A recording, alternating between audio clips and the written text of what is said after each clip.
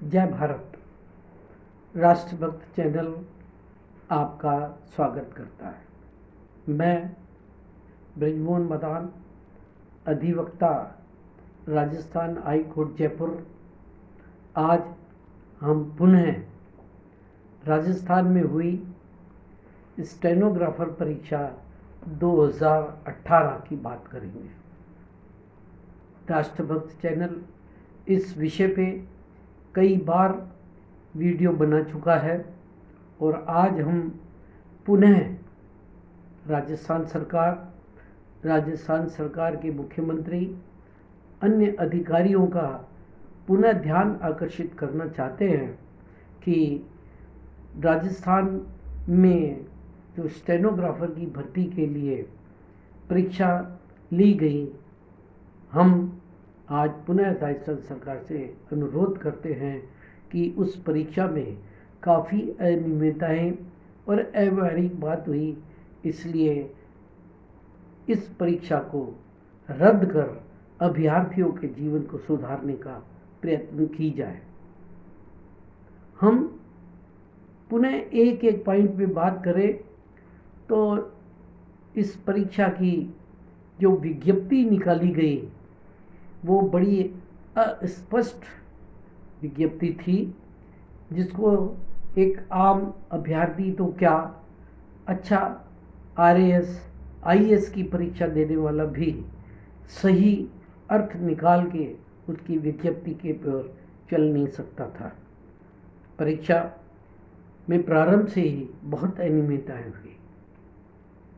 सबसे पहले तो ये परीक्षा 2 फेज़ में ली गई। पहला फेज़ था जनरल नॉलेज और उसकी परीक्षा, जो कि 200 नंबर की थी, और फिर द्वितीय फेज़ में स्टेनोग्राफर या शॉर्टेड की परीक्षा ली गई। जबकि सबसे पहले स्किल टेस्ट स्टेनोग्राफर की परीक्षा होती और उसके बाद अगर आवश्यकता होती तो जनरल नॉलेज और गणित और साइंस जो भी परीक्षा लेनी चाहिए थी वो लेनी चाहिए थी।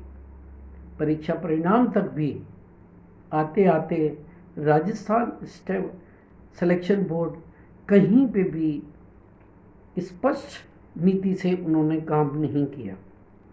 माननीय उच्च न्यायालय के हस्तक्षेप के पश्चात भी राजस्थान सिलेक्शन बोर्ड ने न्यायालय के भी निर्देशों को न मानते हुए अपनी मनमानी की और पता नहीं किस आधार पे 58% वाले लोगों को द्वितीय फेज के लिए परीक्षा आयोजित की गई।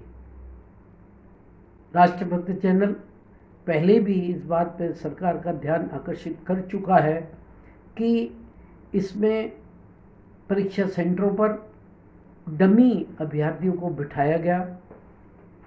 यहाँ तक कि कोचिंग क्लासेस वाले अंदर परीक्षा में घूम घूम कर लोगों को सहायता कर रहे थे। लोकतांत्रिक तरीके से अभ्यर्थियों ने आंदोलन भी किए। अभ्यर्थियों की कहीं बात सुनी नहीं गई। अभ्यर्थी अपने विधायकों के पास, अपने मंत्रियों के पास, सरकारी अधिकारों के पास अपनी सब उन्होंने गुहार की, लेकिन उसका कोई परिणाम नहीं निकला।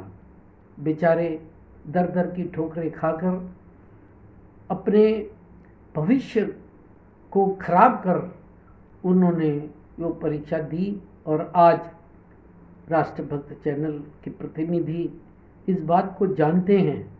कईयों की तो ओवर एज हो गई, कई निराश हो गए।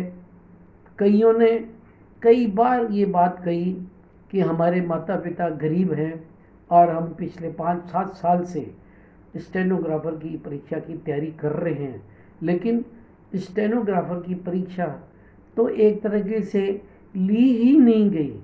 केवल जिनके 200 नंबर में से कुछ नंबर ज़्यादा आए वो आगे बाद में स्टेनोग्राफर की परीक्षा ली गई। और अब पुनः कुछ अभ्यर्थी सरकारी अधिकारियों से, आदरणीय हमारे मुख्यमंत्री से मिले, एक प्रमाण के साथ मिले कि एक कोचिंग सेंटर से 90 अभ्यर्थियों का सिलेक्शन हो गया, जो कि बहुत ही असंभव काम होता है कि 100 में से 100 नंबर लेके और अभ्यर्थी की वहाँ सिलेक्शन हो गया।